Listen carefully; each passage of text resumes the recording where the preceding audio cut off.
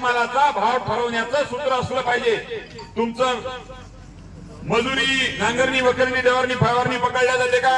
नाही। सूत्र आहे, पंजाबच्या शेतकऱ्यांनी आंदोलनात सूत्र मागितलं, सूत्र आहे MSP plus C2 plus 50% plus महागाईच्या निर्देशांकासोबत शेतकऱ्याच्या शेतमालाच्या किमतीची सांगड घाला। क्रमांक 1 एमएसपी म्हणजे मिनिमम सपोर्ट प्राइस। कोणती? मिनिमम, त्याला मराठीत म्हणतात किमान आधारभूत किंमत। किमान म्हणजे कमीत कमी, जास्तीत जास्त मागितली का? आधारभूत किंमत मागितली, किमान आधारभूत किंमत एमएसपी अधिक C2 म्हणजे काय? जसा कारखानदाराला एखादं प्रोडक्ट निर्माण करण्यासाठी उत्पादन खर्च लागतात, मजुरापासून तर भट्टीपर्यंत, खिडेपासून तर तोडेपर्यंत, जमाकर पासून जीएसटी पर्यंत, हळद पासून हमाली पर्यंत, असाच आमच्या बापाला शेती करण्यासाठी खर्च लागतो। मग तो खर्च कोणता? नांगरणी, वखरणी, डवरणी, फवारणी, काढणी, पेरणी, मळणी, बारदाना, सुतडी, दाभण, शेतकऱ्याचे श्रम, त्याच्या बायकोचे श्रम, मुलाचे श्रम, मुलीचे श्रम, फवारा, डुब्बे, निंदन, वखरवाई म्हणजे जमीन तयार करापासून पेरापर्यंत, पेरापासून काढ्यापर्यंत, काढ्यापासून विकेपर्यंत, विक्यापासून तर हळद, हमाली आणि ट्रॅक्टरच्या भाड्यापर्यंत जेवढाही खर्च लागला याला म्हणतात उत्पादन खर्च।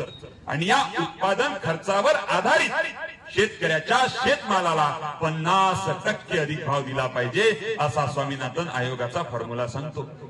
झाला पाहिजे का? झाला पाहिजे। आणि याच्यात एक शेवटचं गणित आहे, त्यांनी सांगितलं की महागाईच्या निर्देशांकासोबत शेतकऱ्याच्या शेतमालाच्या किमतीची सांगड घाला। जी काही शेतमालाची किंमत असेल त्या किमतीची सांगड महागाई सोबत घाला। खासदाराचा पगार एका महिन्याच्या पहिले वाढला 24%। किती? क्लास 1 क्लास 2 ऑफिसर्सचे TADA वाढले। खासदार आमदारांचा भत्ता 50% वाढला। काऊन वाढला? कारण लिहिलं महागाई वाढली। मग शेतकऱ्याला महागाई नाही वाढली? खताचं पोतं कितीले, फवाऱ्याचं कितीले, सगळं काही वाढलं। म्हणून आमचं म्हणणं आहे की शेतमाल जो आम्ही हमी भावाच्या कायद्यानुसार सगळे खर्च मोजले, खर्चावर आधारित 50% अधिक महागाई सोबत जोडा, म्हणजे काय होईल लक्षात घ्या सगळ्यांनी। शेवटचे 30 सेकंद, आपला कार्यक्रम आटोपला, सगळ्यांनी तिथं जायचं आहे। घरी गणित सांगितलं